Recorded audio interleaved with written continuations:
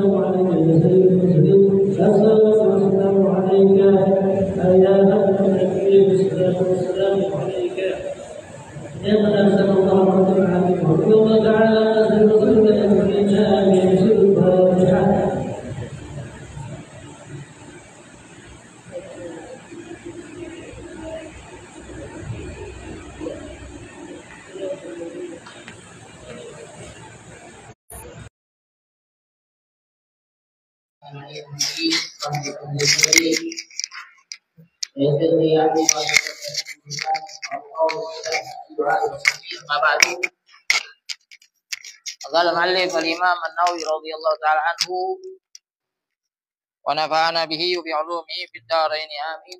قال باب ما يقول بعد ركعتي سنة الصبح.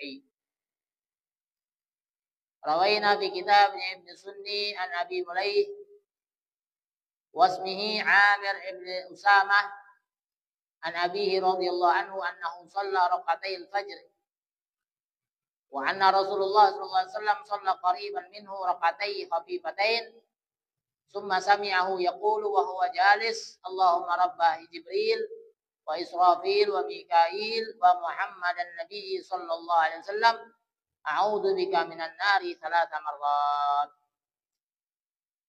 Alhamdulillah, segala puja dan puji syukur kehadirat Allah Subhanahu wa taala yang masih mempertemukan kita di dalam satu perkumpulan yang kita harapkan dari perkumpulan ini dosa-dosa kita diampuni oleh Allah Subhanahu wa taala. Dan kesalahan-kesalahan yang kita dihapuskan oleh Allah Subhanahu wa taala. Dan diangkat derajatnya kita setinggi-tingginya di sisi Allah Subhanahu wa taala. Dan kita dikumpulkan bersama Nabi Muhammad sallallahu alaihi wasallam. Amin amin ya rabbal alamin. Salawat beserta salam tak lupa juga kita aturkan kepada Nabi besar kita Nabi Muhammad sallallahu alaihi wasallam beserta keluarganya, para sahabatnya dan siapapun yang mengikuti jejak langkah Nabi besar kita Nabi Muhammad sallallahu alaihi wasallam, para tabi'in atau tabi'in ila yaumiddin. Masyaallah hadirin, yarhamni yarhamukumullah. Kita lanjutkan kajian kita di dalam kitab Al-Adhkar lil Imam An-Nawawi radhiyallahu taala anhu, yang mana Imam Nawawi sekarang menjelaskan tentang bab ma yaqulu ba'da rakaati sunnati subuh. Bab yang menjelaskan apa bae yang harus kita baca setelah sholat sunnah subuh, setelah sholat sunnah qabliyatul fajr. Apa dia doa-doa yang kita harus panjatkan ketika itu? Yang mana dikatakan oleh Imam An-Nawawi, wa rawaina fi kitab Ibn Sunni, kami meriwayatkan di dalam kitab Ibn Sunni an Abi Mulaih. Yang mana Abi Mulaih ini namanya Amir bin Usamah. Yang mana Amir bin Usamah ini ngambil dari ayahnya an Abihi radhiyallahu anhu. Yang mana abinya tadi itu annahu shalla raka'atil fajri. Jadi abahnya Usamah, abahnya Amir bin Usamah ini dia pernah sholat 2 rakaat sebelum sholat subuh. Namanya sholat qabliyah fajar. Nah, sholatnya tadi itu dionya bersampingan dengan Nabi Muhammad sallallahu alaihi wasallam. Wa anna Rasulullah sallallahu alaihi wasallam shalla qariban minhu, sampingan dengan Nabi. Nabi juga lagi salat. Rakaataini khafifatain, 2 rakaat yang singkat. Setelah selesai dua-duanya dari salat qobliyatul fajar, tsumma sami'ahu yaqulu wa huwa jalis. Setelah Nabi Muhammad selesai salat qobliyatul fajar, Nabi Muhammad mengucapkan doa yang mana pada saat itu didengar secara langsung oleh abahnya Amir ini. Nabi Muhammad SAW berdoa, Allahumma rabba Jibril wa Israfil wa Mikail wa Muhammadin Nabi sallallahu alaihi wasallam. A'udzu bika minan nari salasa marrat. Artinya dia ucapkan atau beliau mengucapkan ini doa sebanyak 3 kali. Dari sini artinya walaupun tidak langsung diucapkan atau diperintahkan oleh Nabi Muhammad, kamu harus baca ini, kamu boleh baca ini, kamu baca ini, atau tidak boleh baca ini, tetap itu juga termasuk daripada syariatnya Allah Subhanahu wa Ta'ala. Karena yang namanya syariat itu bukan cuma ucapan ataupun perintah Nabi Muhammad, tapi kelakuan, perilaku, amalan yang dikerjakan oleh Nabi Muhammad juga termasuk itu adalah syariat Allah. Walaupun di situ tidak ada kata perintah, baca ini ya, walaupun tidak kata omongan itu. Atau perintah secara khusus, jangan tidak kata. Tapi yang dilakukan oleh Nabi Muhammad itu pun termasuk bagian daripada syariat. Jadi dari sini pun kita sudah dapat pelajaran bahwa tidak semua yang dikatakan syariat Islam, agama Allah itu harus ada perintah dari Nabi atau harus ada larangan dari Nabi. Kalau tidak kata ini, kalau sudah ada jelas. Kalau itu satu perintah harus kita kerjakan. Kalau itu adalah larangan itu harus kita tinggalkan.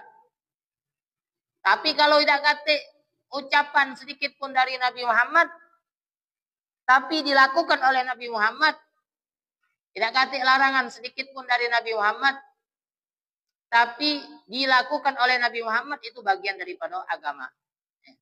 Maka di sini dikatakan aku lagi sholat, sedangkan Nabi Muhammad selesai sholat duduk, sholat 2 rakaat qobliyatul fajar, dia duduk berdoa Allahumma rabba Jibril wa Mikail wa Israfil wa Ismail wa Muhammadin Nabi sallallahu alaihi wasallam a'udzubika minan nar. 3 kali betul-betul. Terus juga Imam Nawawi meriwayatkan di dalam kitab Ibnu Sunni juga dari Anas bin Malik,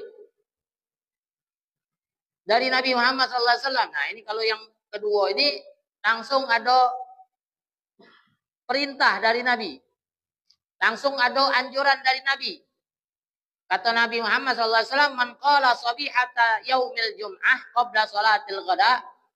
Siapa orang yang membaca di pagi hari Jumat sebelum ia melaksanakan salat Jumat, astaghfirullahalladzi la ilaha illa huwal hayyul qayyum wa atubu ilaih, 3 kali, astaghfirullahaladzim la ilaha illa huwal hayyul qayyum wa atubu ilaih, 3 kali, maka kata Nabi Muhammad, ghafarallahu dzunubahu walau kanat mithla zabadil bahar. Maka Allah akan mengampuni dosa-dosanya dia walaupun sebanyak buih di dalam lautan. Kalau dari hadis tadi, yang pertama tadi bukan dari ucapan Nabi, tapi dari perilakunya Nabi, termasuk daripada syariatnya Nabi. Dan yang kedua, perintah langsung, walaupun sifatnya adalah anjuran. Walaupun ini sifatnya adalah pemberitahuan. Man qala, siapa orang yang membaca sabihata yaumil jum'ah, pagi hari sehari Jumat, sebelum dia melaksanakan salat Jumat, maka dia membaca astaghfirullahaladzim la ilaha illa huwal hayyul qayyum wa atubu ilaih 3 kali, maka akan diampuni dosa-dosanya dia walaupun walaupun sebanyak buih di dalam lautan. Tinggal kepercayaan kita deh ini.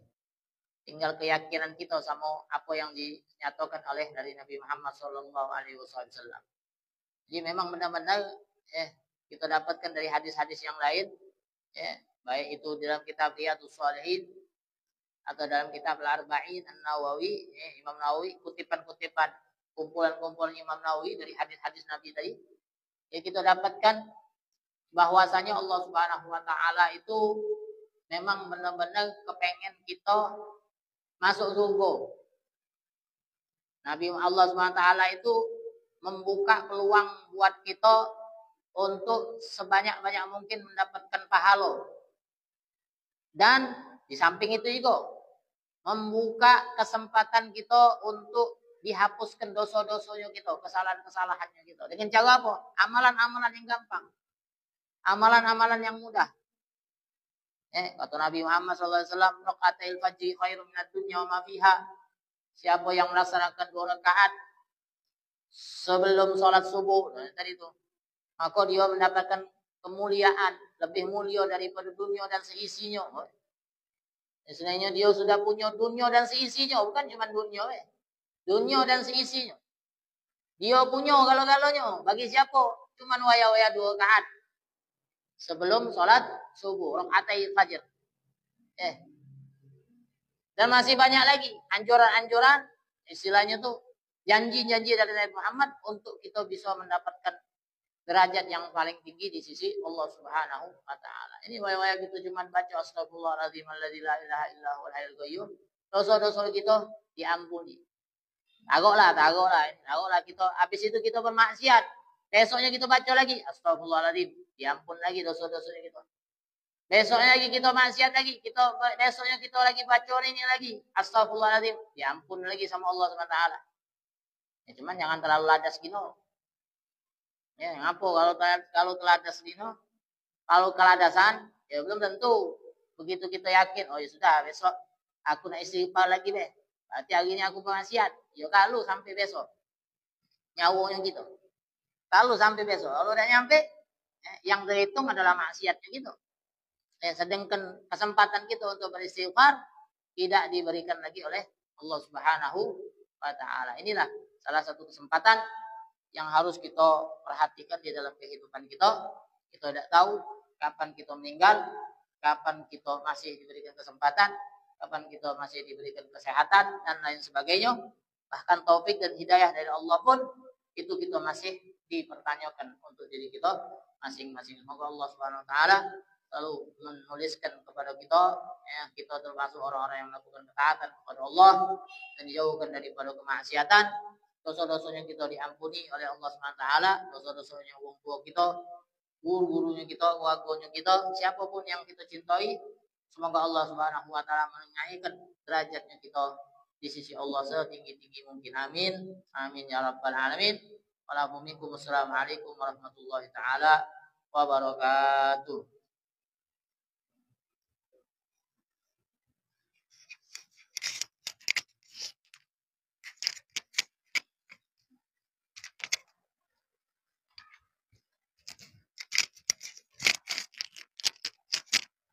Assalamualaikum warahmatullahi wabarakatuh.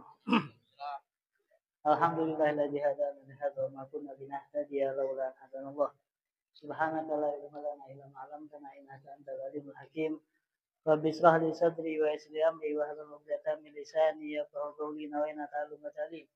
Wal ifada wal istifada wal hasala tamassuki bi kitabillah wa sunnati Rasulillah wa da'wati ila huda wa dalalati al khair. Ibtiadalah mardatihi wa qurbihi wa sawabihi bila ta'ala. Amma ba'du, alhamdulillah rahimahumullah.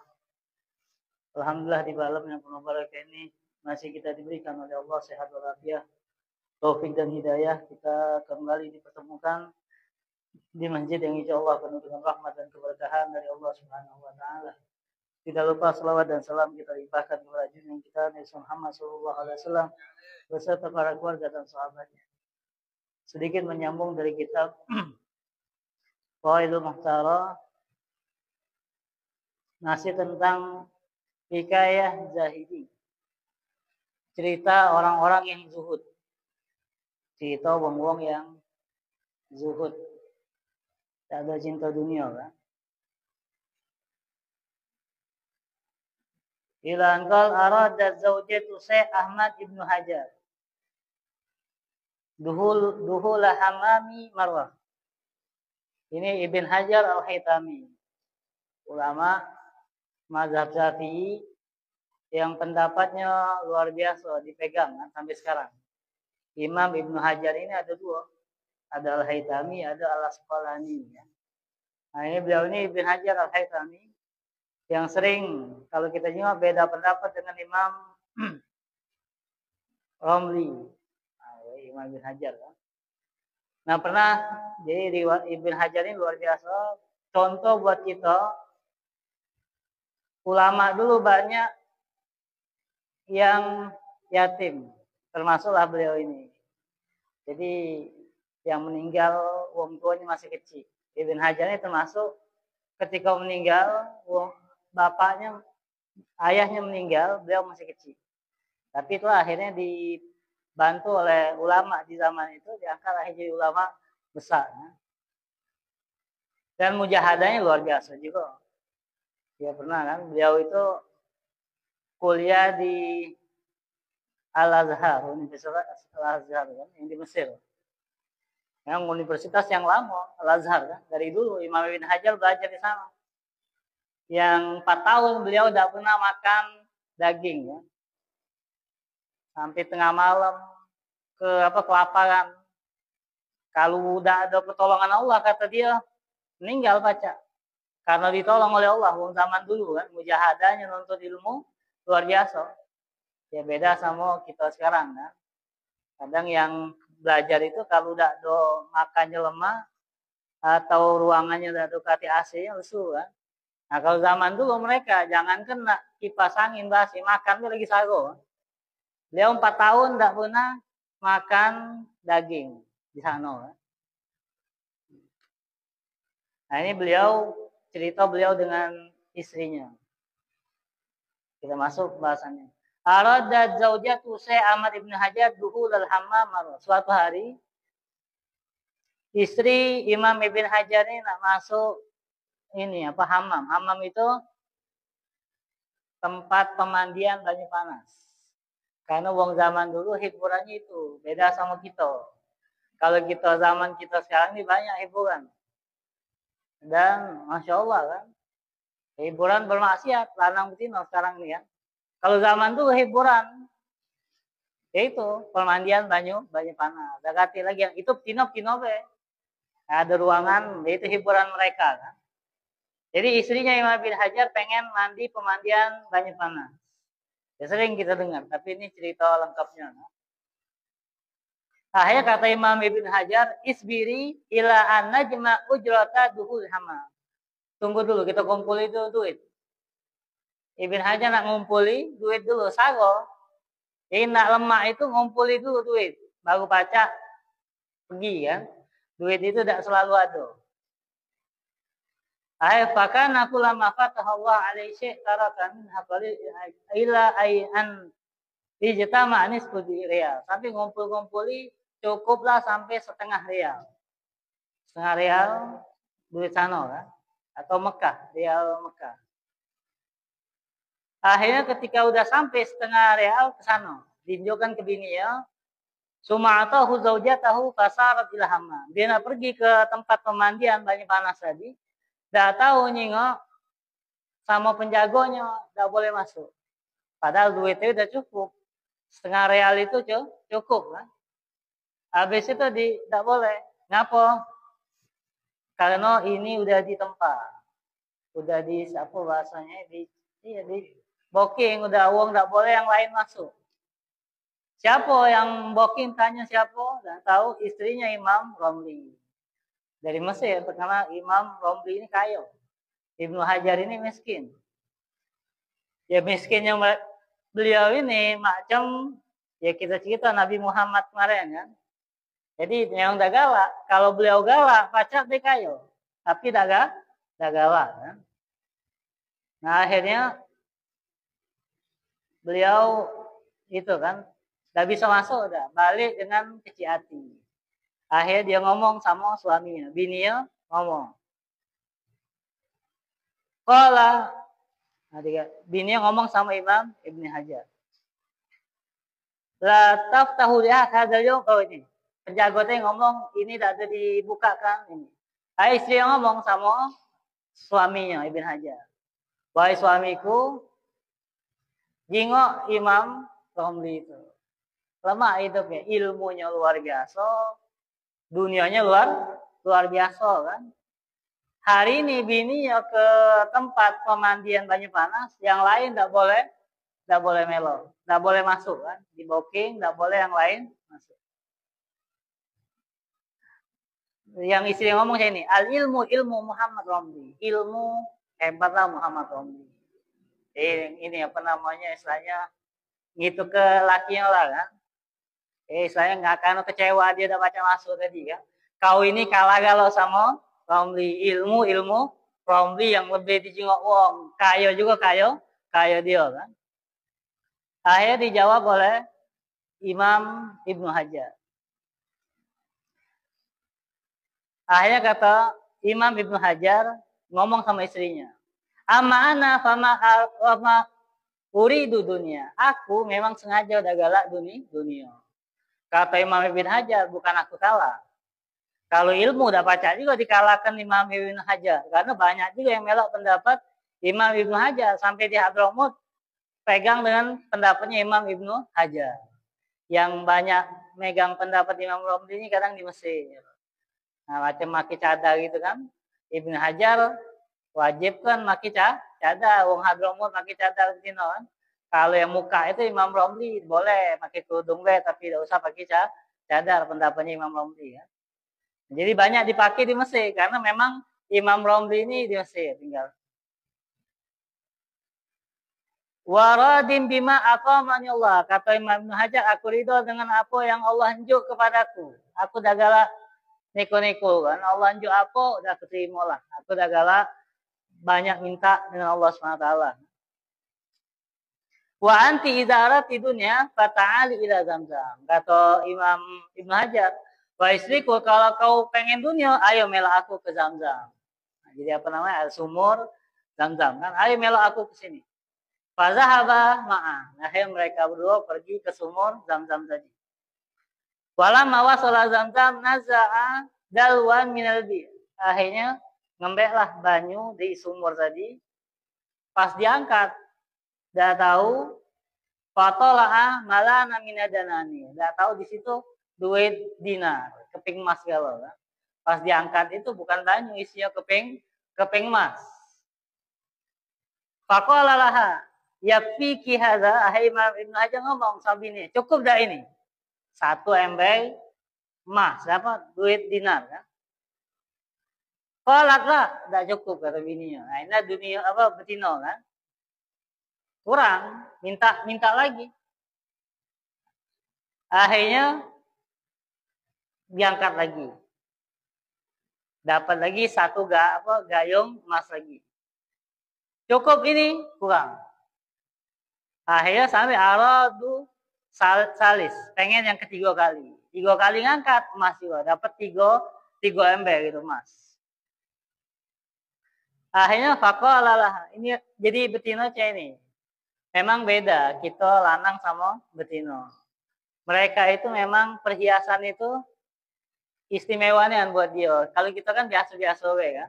Ya perhiasan bagus, tapi tidak perlu lah gitu. Kalau mereka ini memang kalau nyingok uang yang lebih sakit hati atau apa itu lebih mereka ini betino lebih ini kan.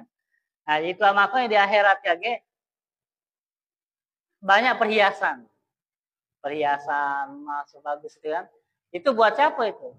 Ya kalau kita mungkin ini ya bagus buat kita, tapi betino ini lebih kan. Mereka itu condongnya ke sana. Kalau lanang lain lagi.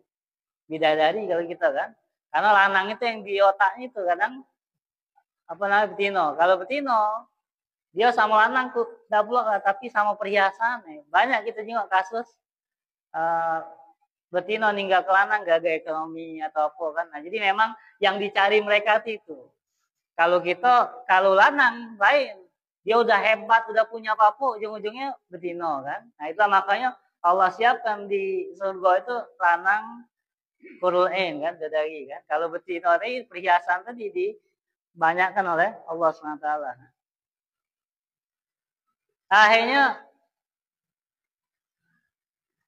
sudah sampai 3, Diangkat tiga, akhir kata Imam Ibnu Hajar ngomong sama bininya. Ngomong, faqala laha anna ahbabtu faqra ikhtiyar. Aku ini nak miskin, pilihan aku. Aku memang dak galak kayo. Kata Ibnu Hajar, aku yang dak galak. Ahtatu li nafsi ma indallah. Aku pilih buat diri aku ini apa kehendak Allah itu yang aku ini kan. Wa ma dunya fakulu sawa fiha wa dunya tamur. Jadi dikatakan dunia ini sama be. Sama galo kan. Dan akan lewat. Sago itu dengar be. Jadi tujuan kita ini dunia ini makanya kan. Ada wasail, ada magosi. Wasail itu perantara, magosit itu tujuan. Hidup ini yang penting senang. Nah, tujuannya senang. Kalau duitnya itu perantara itu. Banyak uang ada duit tapi tidak senang. Ada orang kata duit tapi senang. Nah, jadi tujuan itu apa? Nah, kita ibadah kepada Allah. Misalnya tujuan kita apa? Akhirat, dekat dengan Allah. Amal-amal itu pelantara. Kan? Akhirnya kata Imam Ibnu Hajar ngomong sama bininya. Wal'an ihtari ihda haslatain. Sekarang kau pilih. Kau nak yang mana? Imma antaruddi zahaba fi zamzam fatabqa mai. Kau lempar itu emas ke sumur lagi, kau sama aku masih tetap jadi bini aku kan? Wa imma anta khuzihi wa tazhabi ila ahliki wa huzqala. Akhirnya atau kau pilih yang kedua, apa mbek lah ini emas ini kau balik ke rumah orang tuamu. Sekarang kau aku cerai kan, kau aku tolak. Dan lima uri di dunia, karena aku dah galak dunia kan, aku dah galak dunia, kau juga harus dah galak dunia, kata Imam Ibn Hajar kan. Faqala lahu nastami bidarahi mislanas. Apa salahnya kita senang cak uang kan, punya emas. Saya masih nak ngolok ibininya kan. Qala la, kata Ibn Hajar dah galak, aku dah galak. Qala narudu dalwan wahid fi bi. Sudah, sikok kita balikkan ke sumur, dua kita ambil. Qala la, kata Ibn Hajar jangan. Narud dalwan enggak dua be. Dua kita lempar, sikok kita bawa balik kan. Akhir kata Ibn Hajar lah. Nak khuz dinar wahid. Akhir bini ngolek lagi. Ya sudahlah, ambil sedikit lah. Nah, buat bekal gitu kan. Kata Imam Ibn Hajar lah, jangan. Imma ruddi dhahakul lahu fi bi'r wa imma khuzihi wadhabi indahli. Pilihannya dua cuma. Kau lemparkan galau atau kau bawa balik ke rumah orang tua kau, ambil itu emas tadi ya. Dan kau aku cerai. Faqala lahu akhir ngomong bininya Imam Ibn Hajar, narudduhu jami'a ila bi. Dia sekarang udahlah kita balikkan galau, lemparkan galau-galaunya ke semua. Wala urid firaqaka, aku dah galak berpisah dengan kau. Wali ma'aka sinin adida, aku dah lama tinggal sama kau kan, jadi bini kau. Waqad araitani hadhi karomah, dan kau sudah nyingokkan aku karomah. Jadi kemuliaan lakinya udah nyingok dia kan. Wa natafarruqul yawm, apakah mungkin kita berpisah sekarang? Enggak mungkin. Sudahlah. Jadi apa namanya? La bal nasbi. Kita sabar bila. Nah, jadi apa namanya? Ini ulama Ibnu Hajar. Salah satu keutamaan juga ngapa Imam Ibnu Hajar ini dipegang di Hadramut ini karena kewaroannya. Beliau ini waro, istilahnya tak kata dunia dibanding Imam Romli. Walaupun pendapat itu kan tergantung ya siapa nang ngambil yang mana bener. Kita nang ngambil pendapat Imam Romli boleh, Ibnu Hajar boleh. Tapi lebih senang sama Ibnu Hajar ngapa? Karena beliau ini hidupnya sederhana kan. Jadi lebih berhati-hati. Memang biasanya Ibnu Hajar ini agak keras sedikit. Kalau Imam Romli biasa agak memudahkan. Nah, ini sedikit apa namanya dari kita Faidul Mutarah. Mudah-mudahan kita mendapatkan keberkahan pada malam hari ini. Assalamualaikum warahmatullahi wabarakatuh.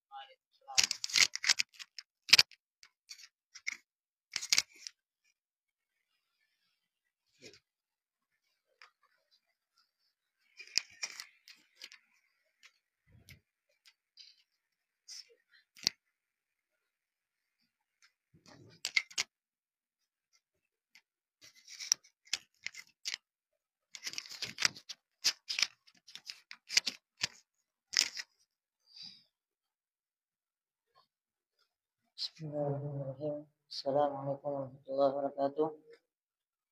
Alhamdulillah rabbil alamin wa bihi nasta'in ala umuri dunya din. Salatu wassalamu ala asyrafil anbiya wal mursalin sayyidina Maulana Muhammad as-sadiqul amin wa ala alihi wa sahbihi ajma'in. Subhanaka la ilma lana illa ma 'allamtana innaka antal alimul hakim. Rabbi shrah li sadri wa yassir li amri wahlul 'uqdatam min lisani yafqahu qawli wa saddid fi lisani wa hadi qalbi bi jahin nabi wal ali. اللهم عننا بالعلم وزينا بالحلم واكرمنا بالتقوى وجملنا بالعافيه والاستقامه.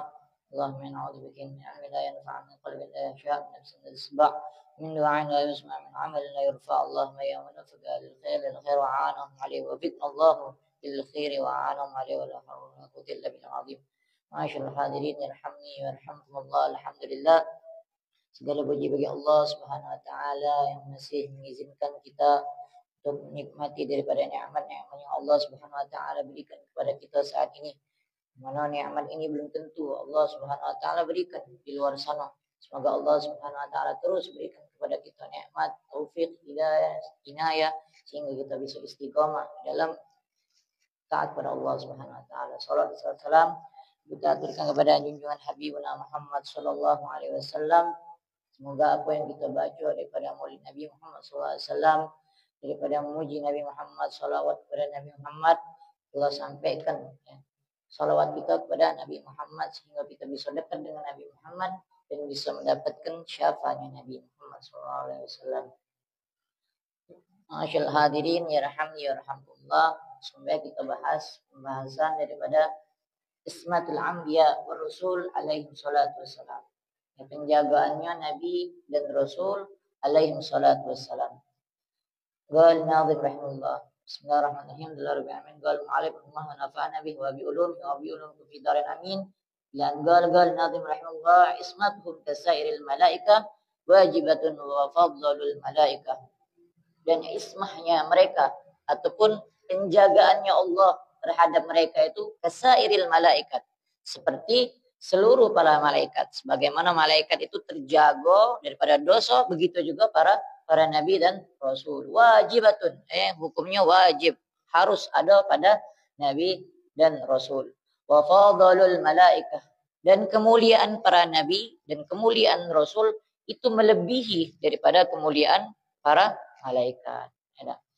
Al-mufradat, kemudian menjelaskan daripada mufradat, kalimat per kalimat. Ismatuhum ay al-ismah lughatan mutlaqul hifdz. Ismah secara bahasa, penjagaan secara bahasa mutlaqul hifdz.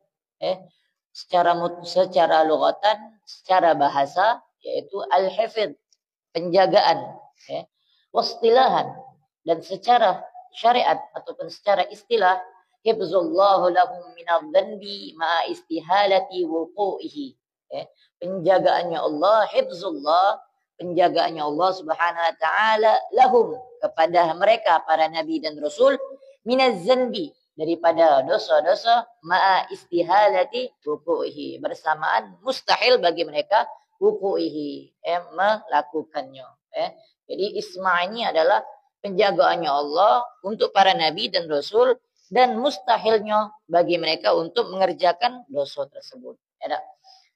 Lanjut asy-syarh, menjelaskan daripada bait tadi, masalah ismah, masalah penjagaannya Allah kepada nabi.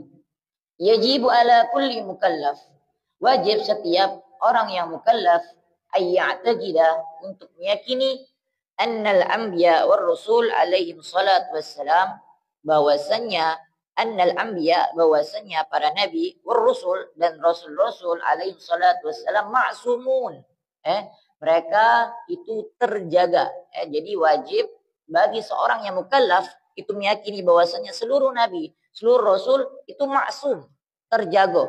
Tak kata dosa, tak kata kesalahan bagi mereka, dosa yang.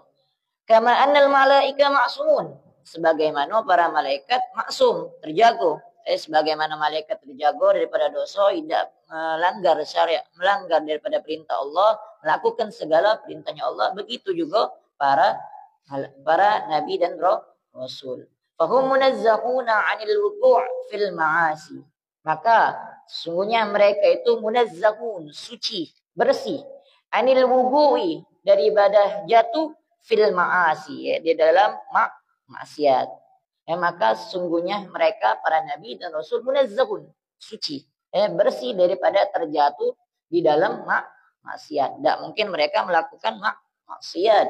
Fala yatrukuna wajiban, tidak mungkin mereka yatrukuna wajiban, meninggalkan kewajiban apa yang Allah wajibkan terhadap para syariatnya Allah Subhanahu wa taala. Tidak mungkin mereka meninggalkan kewajiban. Apa yang Allah perintahkan tidak mungkin mereka tinggalkan walaupun sekecil apapun. Wala yartakibuna muharraman, dan tidak mungkin juga bagi mereka itu melakukan hal-hal yang diharamkan oleh Allah Subhanahu wa taala. Wala yattasifuna illa bil akhlaqil karimah, dan tidaklah mereka itu bersifat ataupun berakhlak kecuali dengan akhlak yang mulia. Li'annahum qudwatun hasanah. Kenapa mereka harus mendapatkan daripada kemuliaan tersebut? Li'annahum qudwatun hasanah, dikarenakan para nabi dan rasul adalah qudwatun hasanah, teladan yang baik untuk kita. Tidak mungkin teladan yang baik untuk kita itu melanggar pada syariat ataupun mereka tidak ada akhlak yang mulia. Wal mathalul a'la, dan sungguhnya mereka juga itu adalah contoh ataupun figur yang hebat. Alladzi yattaju ilaihin nas, yang mana itu menjadi untuk panutan kita manusia. Makanya mereka pasti mempunyai akhlak yang mulia. Karena kan mereka adalah qudwah, teladan yang baik ataupun contoh yang mulia, yang mana jadi panutan untuk manusia. Wallahu alladzi tawalla ta'dibihim wa tahdzibihim wa ta'limihim hatta kanu ahlan lidzalik, dan Allah lah langsung yang akan mengurus ta'dibihim, di dalam urusan mendidik mereka, wa tahdzibihim, membina mereka, wa ta'limihim, dan mengajarkan mereka, hatta kanu ahlan lidzalik, sampai mereka menjadi orang yang layak untuk mendapatkan kemuliaan-kemuliaan tersebut, menjadi nabi. Jadi urusan nabi itu semuanya itu langsung Allah yang ngurus mereka. Yang mendidik mereka itu langsung Allah. Yang membina mereka ataupun yang mengajar mereka langsung Allah. Makanya mereka cocok untuk mendapatkan kemuliaan tersebut. Wa mimma yadullu ala ismatihim, dan daripada dalil-dalil yang menunjukkan atas ismah ataupun penjagaannya Allah terhadap mereka, qauluhu ta'ala, bagaimana firman Allah Subhanahu wa taala, wasbir li hukmi rabbika bi'ayunina, wasbir li hukmi rabbika fa innaka bi'ayunina, dan sabarlah terhadap hukumnya Tuhanmu, fa innaka bi'ayunina, maka sesungguhnya engkau di dalam pantauan kami. Surat Tur ayat 48. Wa qauluhu ta'ala, selanjutnya di dalam ayat lain, wa ma kana lin nabiyyin ayyahul, dan tidaklah para nabi itu memiliki sifat khianat. Tidak mungkin nabi khianat. Jadi Allah langsung yang membersihkan mereka. Tidak mungkin para nabi itu khianat. Ini masalah ghanimah. Wa qauluhu ta'ala, wa alqaitu 'alaika mahabbatan minni wa litusna 'ala 'aini, dan aku limpahkan kepadamu rasa cinta kasih sayang yang datang dariku, walitusna ala aini, dan diasuh dan untuk diasuh atas penjagaanku. Ini Nabi Musa. Nabi Musa itu pas dihanyutkan itu dindimbe oleh Firaun, itu Allah anjuk rasa kasih sayang yang mana siapapun yang jengok bakal kesian, senang. Bakal rasa cinta kepada Nabi Musa, supaya bisa diasuh oleh langsung Allah Subhanahu wa taala ala aini, walitusna ala aini, diasuh atas penjagaanku langsung dari Allah Subhanahu wa taala. Jadi intinya nabi itu langsung Allah yang ngurusnya. Ada ismah, terjaga. Langsung Allah yang nyaganya. Wa hum afdalul malaika ala ma dhahaba bi ilaihil jumhur al-asy'ariyah. Dan mereka para nabi dan para rasul, mereka paling afdol ataupun lebih afdol daripada para malaikat. Ala ma dhahaba bi jumhur. Ini pendapat jumhur, pendapat seluruh daripada ulama-ulama, ada Asy'ari, daripada mazhab Asy'ari, Wa dalil ala dzalik, dan dalil atas hal tersebut qaulu ta'ala, wa idz qulna lil malaikati isjudu li adam fasajadu.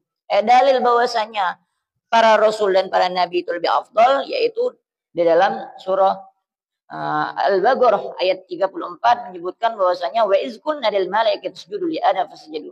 Dan ketika kami katakan ataupun perintahkan kepada malaikat untuk sujud kepada Nabi Adam, fasajadu, mereka semua sujud. Amarahum bisujud ta'ziman lahu. Allah tidaklah memerintahkan kepada mereka, pada malaikat untuk sujud kepada Nabi Adam illa kecuali ta'ziman lahu, kecuali untuk memuliakan Nabi Adam. Falau lam yakun Adam afdal minhum, kalau bukan Nabi Adam lebih afdal daripada para malaikat, lamma amaru bisujud lahu, maka Allah tidak mungkin akan memerintahkan para malaikat untuk sujud kepada Nabi Adam. Tidak mungkin. Allah memerintahkan kepada yang tidak mulia. Pastinya Allah perintahkan yang lebih mulia lagi untuk dimuliakan. Wa mimma yajib i'tiqaduh, dan daripada yang wajib diyakini juga bagi orang mukallaf, anna ba'dal anbiya war rusul afdal min ba'd. Dan daripada apa yang wajib diyakini juga bagi orang mukallaf, yaitu bahwasanya sebagian daripada nabi dan rasul itu mempunyai afdaliyah ataupun mempunyai kelebihan dari sisi mereka masing-masing. Jadi para nabi itu ada kemuliaan masing-masing. Ada urutan-urutannya bahasa kita ada tingkatannya. Digaulihi ta'ala, sebagaimana dalil dalam Al-Qur'anul Karim, tilkar rusul faddalna ba'dhum 'ala ba'd. Mereka rasul, kami telah muliakan mereka sebagian dari mereka atas sebagian yang lain. Qaulu ta'ala dalam ayat lain, wa laqad faddalna ba'dhan nabiyina 'ala ba'd. Sungguh kami telah lebihkan sebagian daripada nabi atas nabi yang lainnya. Wala yu'aridu hadzal qaulu ta'ala la nufarriqu baina ahadin min rasuli. Ini tidak bertentangan dengan dalil dalam ayat Al-Quran, la nufarriqu baina ahadin min rasuli. Sungguhnya kami tidak memisahkan, tidak membeda-bedakan di antara seorang daripada rasulnya. Jangan sampai kita diselewengkan oleh akidah-akidah yang salah. Kita ngomongi bahwasanya nabi itu ada kedudukan masing-masing. Akhirnya dia meminteri dengan ayat lain. Ada pinterinya dengan ayat lain. Bahwasanya katanya di dalam ayat lain menjelaskan bahwasanya la nufarriqu baina ahadin minhum. Tidak ada kami, ini dalil Allah, Allah Ta'ala, la nufarriqu baina ahadin min rusuli. Sungguhnya kami tidak membeda-bedakan daripada nabi itu seseorang pun. Jangan diselewengkan sama mereka. Jadi ini jawabannya wala yu'aridu hadzal qaul. Tidak bertentangan apa yang kita tadi bahas, tidak bahwasanya nabi itu ada tingkatan masing-masing, itu tidak bertentangan dengan ayat tersebut. Jawabannya ini, karena mana hadhil ayat ada mutafriq fi risalati wal iman bihi. Maksud ataupun makna daripada ayat la nufarriqu, tidak membeda-bedakan di sini, yaitu tidak membeda-bedakan di dalam beriman kepada mereka ataupun di dalam pengutusan mereka. Jadi kita tidak membeda-bedakan di dalam keimanan kepada mereka ataupun tidak membeda-bedakan di dalam utusan mereka. Ini contohnya. Fal mu'minun laisu kal yahud wan nasara. Para orang-orang mukmin itu tidak seperti orang Yahudi dan Nasrani. Wa humul ladzina yu'minuna bi ba'dihim wa yakfuruna bi ba'd. Ini supaya kita paham ya. Jadi orang Yahudi ataupun Nasrani, mereka itu beriman sama nabi siko misal, dia dianggapnya lain, nabi-nabi lain tidak dianggapnya loh. Itu bedanya orang mukmin sama orang Yahudi namanya Nasrani. Jadi mereka itu mengimani, contoh kalau Yahudi beriman dengan Nabi Musa, dengan Nabi Harun, yang lain tidak dianggapnya nabi kalau. Kalau Nasoro mereka menganggap Nabi Isa misal, yang lain tidak dianggapnya kalau. Kita tidak cek itu. Kita seluruh nabi kita yakini mereka adalah utusan Allah dan kita wajib beriman kepada mereka semua. Tapi semua daripada nabi dan rasul ada tingkatan masing-masing. Ada dalilnya. Menjelaskan bahwasanya ada emang tingkatan-tingkatan daripada nabi tadi udah kita bahas. Selanjutnya faulul azmi minar rasul. Inilah maka ulul azmi daripada rasul wahum sayyidina Muhammad, sayyidina Ibrahim, sayyidina Musa, wa sayyidina Isa, wa sayyidina Nuh alaihi salatu wassalam. Dan dalilnya Allah Ta'ala fasbir kama sabar ulul azmi. Maka sabarlah sebagaimana sabarnya ulul azmi. Apa ulul azmi itu? Ulul sabri wa thabat wa ta'ammulil masaq. Orang yang memiliki kesabaran yang tinggi, kemantapan yang tinggi dan banyak dibebani dengan kesusahan-kesusahan. Ini jadi para nabi itu tingkatan mulianya mereka tergantung kehebatan kesabaran mereka. Jadi yang paling sabar itulah yang paling hebat. Faulul azmi minar rasul, maka dari 25 itu ada 5 nabi yang didapat gelar ulul azmi. Siapa mereka? Pertama Sayyidina Muhammad sallallahu alaihi wasallam, wa Sayyidina Ibrahim, wa Sayyidina Musa, wa Sayyidina Isa, wa Sayyidina Nuh alaihi salatu wassalam. Ada 5. Nabi Muhammad, Nabi Ibrahim, Nabi Musa, Nabi Isa, dan Nabi Nuh. Ada 5. Wa afdaluhum 'alal itlaq, dan paling mulia dari semuanya, bahkan dari 5 tadi, yaitu Nabi Muhammad sallallahu alaihi wasallam. Jadi daripada 25 itu ada 5, kemudian dari 5 itu ada 1, yaitu Nabi Muhammad sallallahu alaihi wasallam. Wa mimma yajibu i'tiqaduh, dan daripada yang wajib diyakini juga bagi orang mukallaf, anna ba'dal malaikah ar-rusul minhum, bahwasanya sebagian daripada malaikat seperti rasul, minhum afdal min ghairihim, sebagian dari mereka ada yang lebih afdal ataupun lebih mulia dari sebagian yang lain. Di qauli ta'ala, sebagaimana firman Allah, Allah yastafi minal malaikati rusulan, Allah memilih utusan-utusan daripada malaikat-malaikatnya. Wa afdaluhum Jibril alaihi salam, dan paling afdal dari segala malaikat yaitu malaikat Jibril alaihi salam. Allah alam bisa. Mungkin ini yang bisa bagi sampaikan wal mustahil fi haqqil ta'ala wa rasuli alaihi salatu wassalam di pertemuan selanjutnya. Allah alam so. Sudah lewat. Harus aman dari.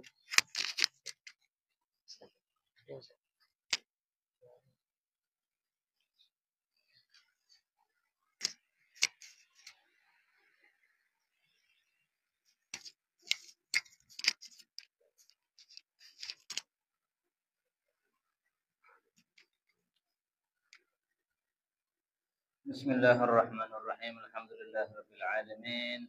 Sallallahu alaihi wasallam Muhammad wa ala alihi wasallam.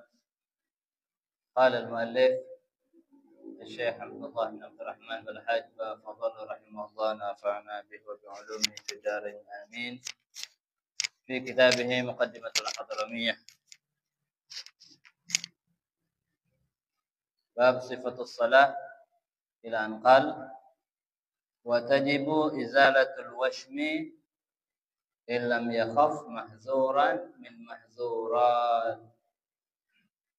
من محذورات التيمم ويعفى عن محل استجماره. Kemarin menjelaskan masalah tentang melanjutkan masalah tentang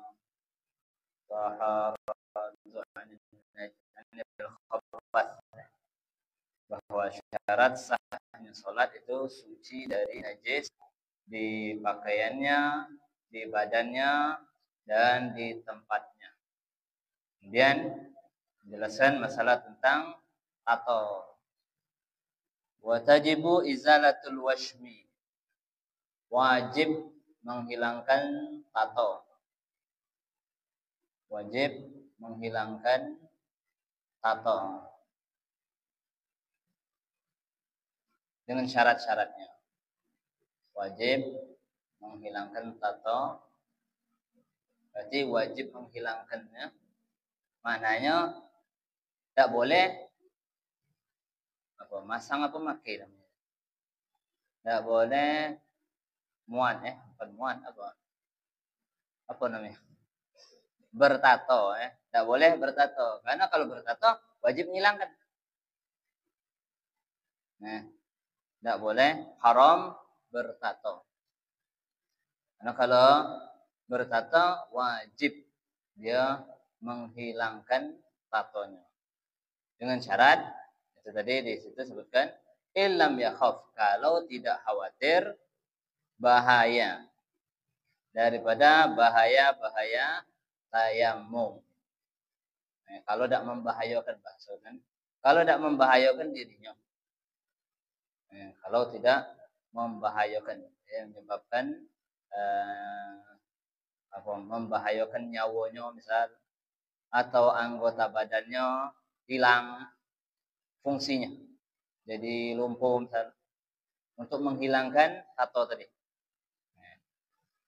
Tato ini kan terbuat dari darah sama tinta. Darah sama tinta. Kalau seandainya baru dibuat itu najis. Kalau baru dibuat. Tidak tahu kalau tato itu berapa lama lemaknya. Pertama itu kan pedih. Kan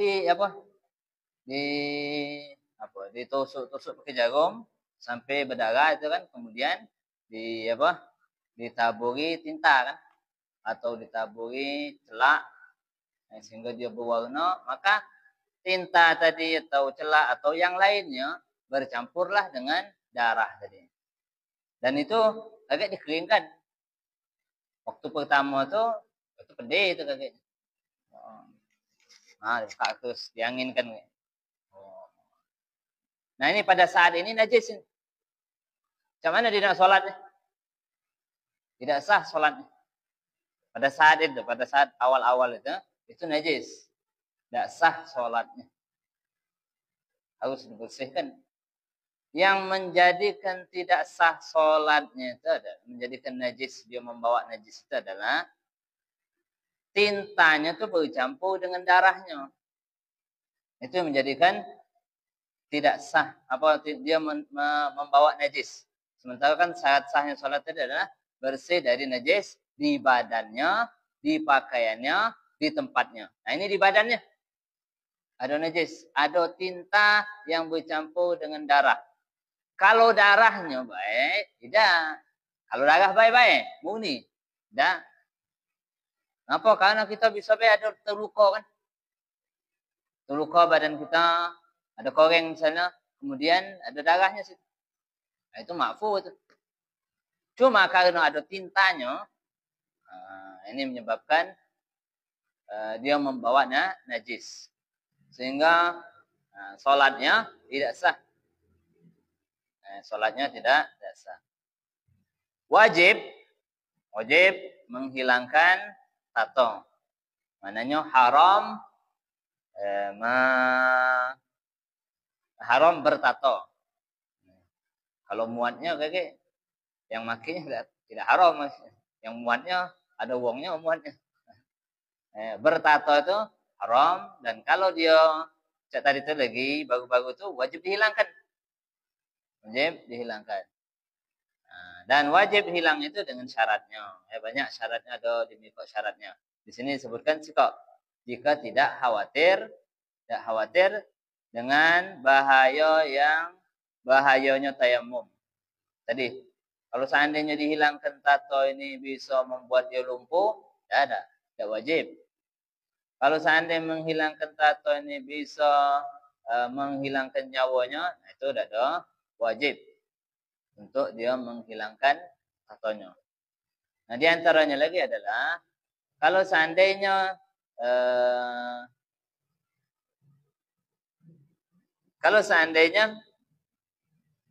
tidak dilapisi oleh kulit yang tipis. Ya tadi, tato ini kan kalau seandainya lagi awal-awal itu, nah itu awal-awal tuh belum tertutup oleh kulit yang tipis. Nah, kakek sudah lama tertutup oleh kulit yang tipis. Sehingga senggol oleh banyu tidak hilang. Warna tinta tadi tidak hilang. Warna darahnya juga tidak ada hilang. Apabila sudah tertutup, maka tidak ada najis lagi. Sah sholatnya. Sama macam dihukumi di dalam badan. Darah di dalam badan. Sah sholatnya. Jadi kalau seandainya sudah bertato, sudah berlapis kulitnya itu, sholatnya sah tak? Sah. Boleh jadi imam, Sama seperti darah yang di dalam tubuh kita. Nah, sini sebutkan Allah yaktasi bijildin raqiq. Tidak terbungkus atau tidak terlapisi oleh kulit yang tipis. Nah, sehingga ini Kalau seandainya sudah terlapisi oleh kulit yang tipis, maka tidak ada wajib lagi untuk menghilangkannya. Nah, ini. Kalau dia itu dengan syarat, kalau dia membuat itu tidak sengaja. Kalau dia sengaja, wajib hilangkan. Tidak sengaja itu macam mana? Dipaksa wong, dibuat wong. Bukannya dibuatkan wong untuk upah itu bukan, dipaksa. Nah, tidak. Cuma akhirnya dipaksa buat dibuatkan tato. Nah, itu kalau sudah terbungkus, maka dia tidak wajib untuk menghilangkan tatonya. Kalau sekarang ini, ya banyak untuk menghilangkannya itu banyaklah membahayakan. Seperti misalnya pakai cukup parah, membahayakan. Hingga agak sulit dia untuk ya membahayakan badannya, membahayakan bisa nyawanya. Apalagi kalau sana tato seluruh badan. Apa nak trika misalnya, membahayakan. Nah, paling kalau tidak membahayakan itu pakai laser. Cuma nak duit. Ada tak duitnya? Itu tak tahu ada tak duitnya. Kumpulkan duitnya. Kumpulkan. Sampai dapat, hilangkan. Wajib hilangkan. Karena kalau pakai laser tidak membahayakan. Wajib dia menghilangkan tato tersebut.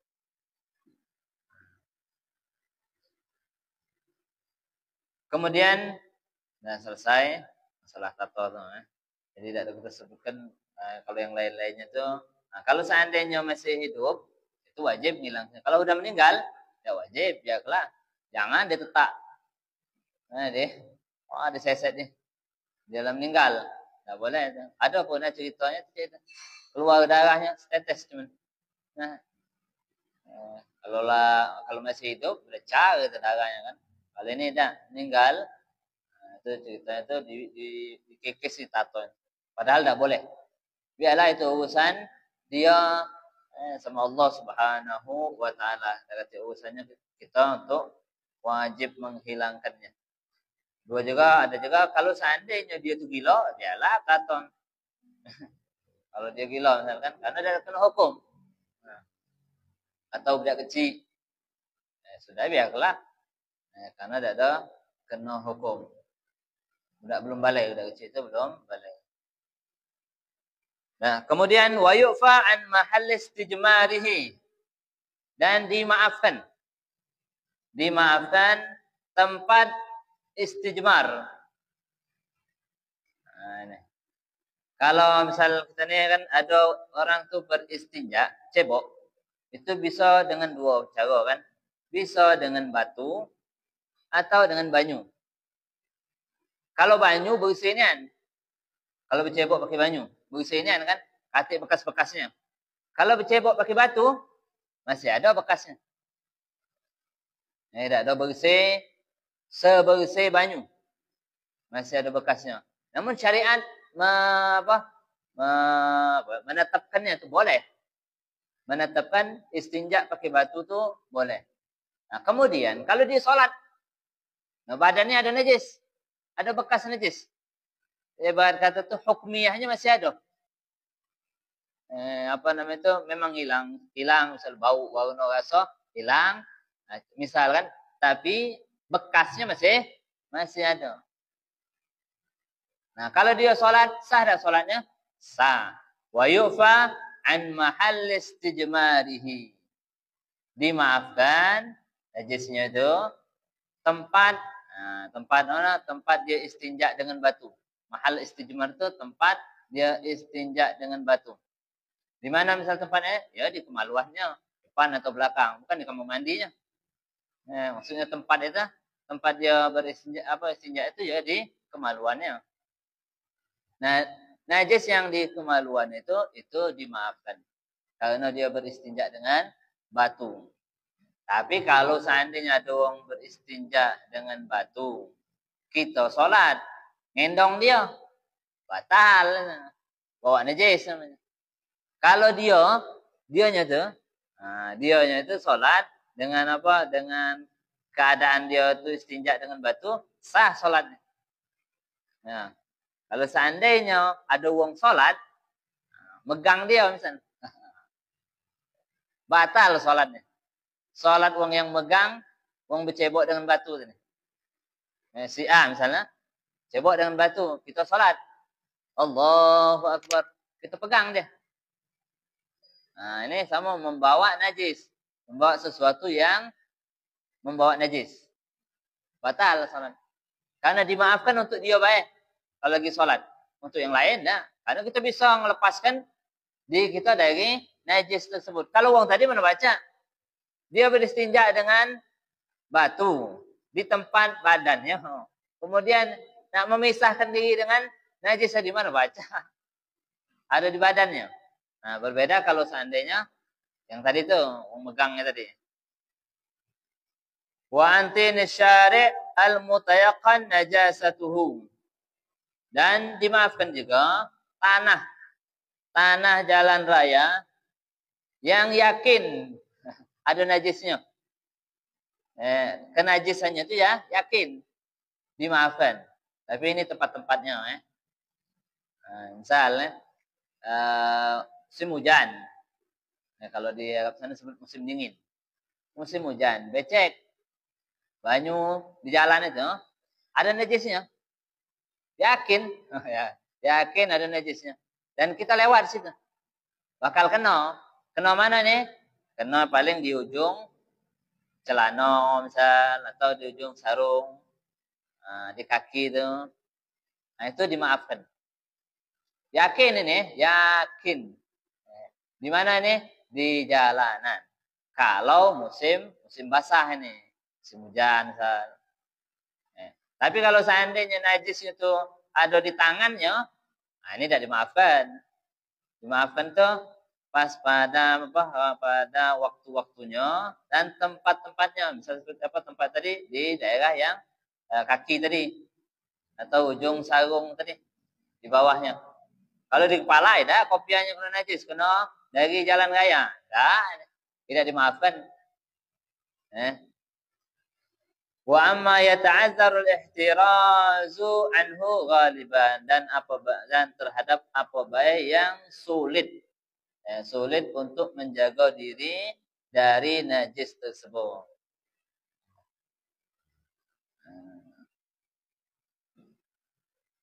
Wa yakhtalifu bil waqti wa mawdi'ihi min as-sawbi wal badani.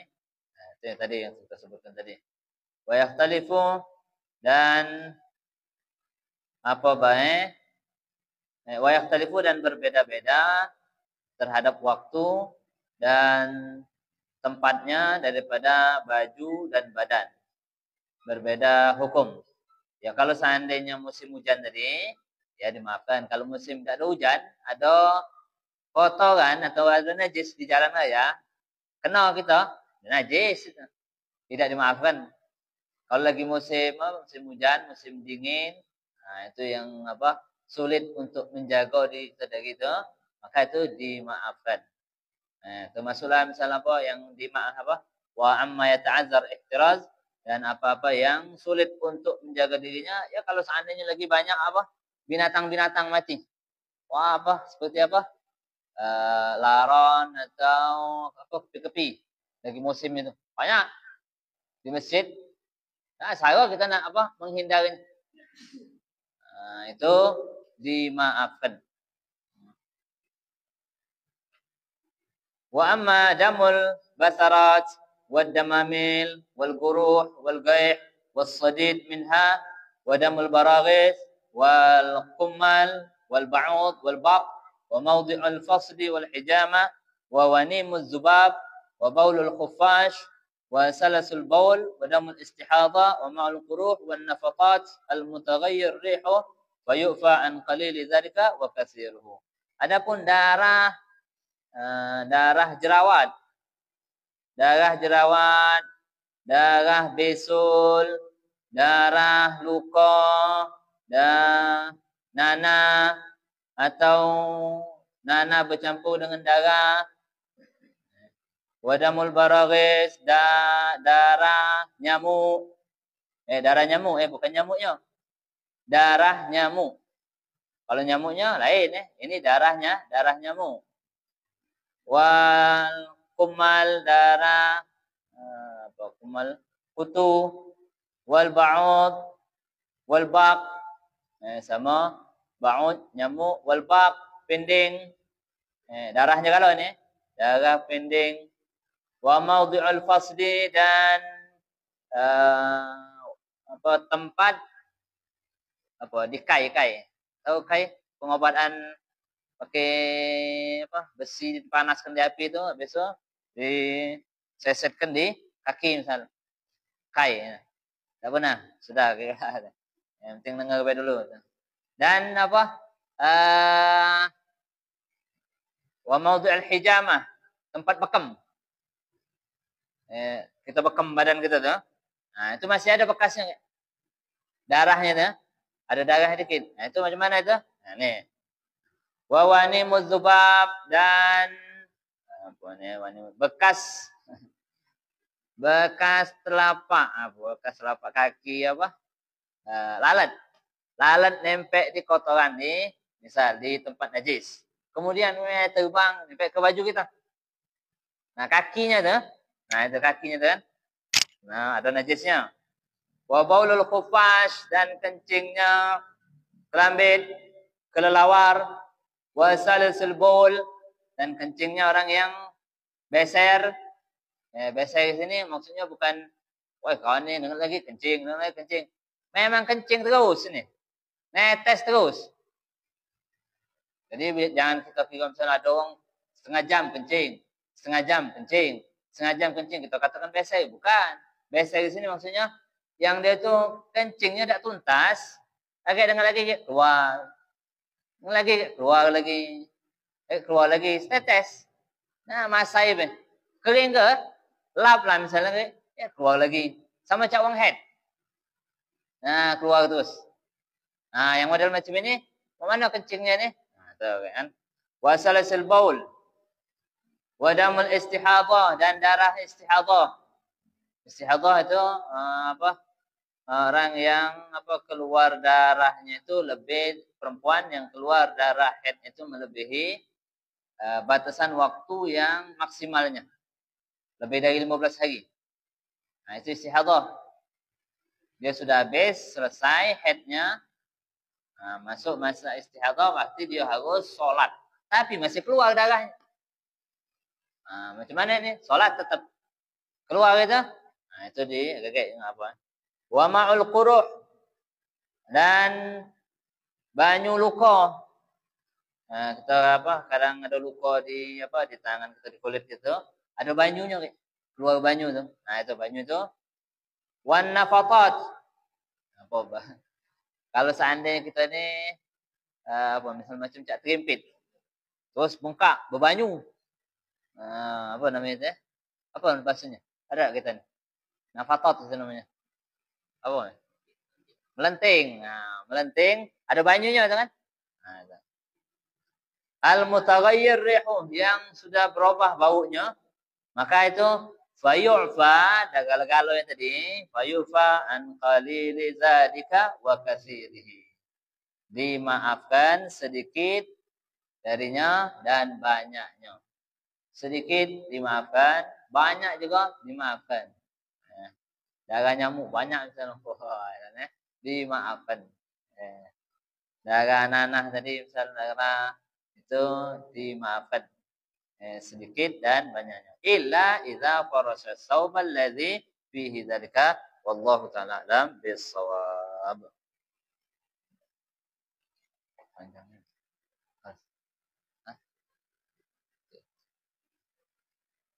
Bismillahirrahmanirrahim. Alhamdulillahi rabbil alamin. Allahumma salli wa sallim ala sayyidina Muhammad wa ala ali sayyidina Muhammad. Ya Rabbana i'tarafna bi annana iqtarafna wa annana asrafna ala laza ashrafna. فتب علينا توبة توصل لكل حوبة، واستر لنا العورات وآمن الروعات، واغفر لوالدينا ربي ومولودينا والأهل والإخوان وسائر الخلان وكل ذي محبة أو جيرة أو صحبة والمسلمين أجمع آمين ربي اسمع فضلا وجودا منا لا باكتساب منا بالمصطفى الرسول نهضى بكل سول صلى وسلم ربي عليه عند الحب وآله والصحب لا نقش الصحب والحمد للإله في البدء والتناهي